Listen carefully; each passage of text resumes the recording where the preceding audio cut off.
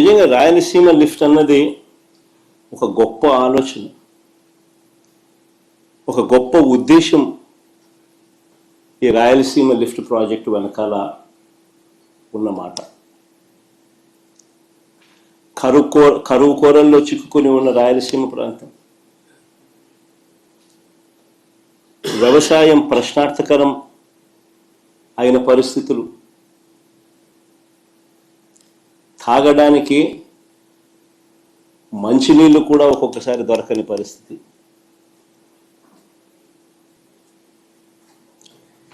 ఇలాంటి ప్రాంతానికి ఈ రాయలసీమ లిఫ్ట్ అన్నది ఒక ఇన్సూరెన్స్ పాలసీ మాదిరి.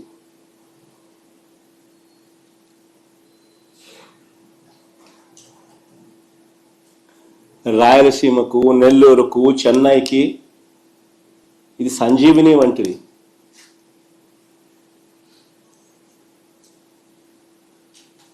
ఒకసారి వివరాలు చెప్తాను.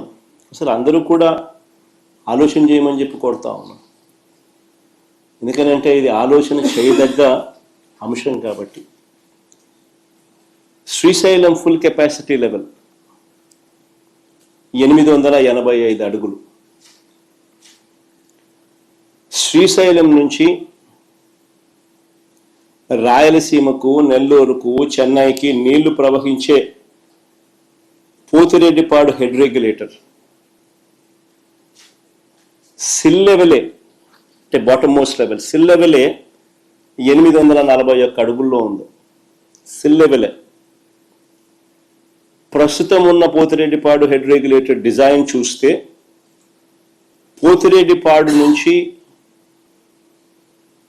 ఫుల్ డిశ్చార్జ్ కెపాసిటీ 44 క్యూసెక్ల నీళ్లు కిందికి రావాలి అని అంటే నీళ్లు శ్రీశైలంలో 881 అడుగులు ఉంటే తప్ప ఫుల్ డిశ్చార్జ్లో 44,000 క్యూసెక్స్లు డిశ్చార్జ్ కిందికి రావు. నీళ్లు 841లో కేవలం 2,000 క్యూసెక్లు డిశ్చార్జ్ మాత్రమే బయటకు వస్తాయి. 854కు పోతే కేవలం 7,000 క్యూసెక్లు మాత్రమే డిశ్చార్జ్ బయటకు వస్తుంది.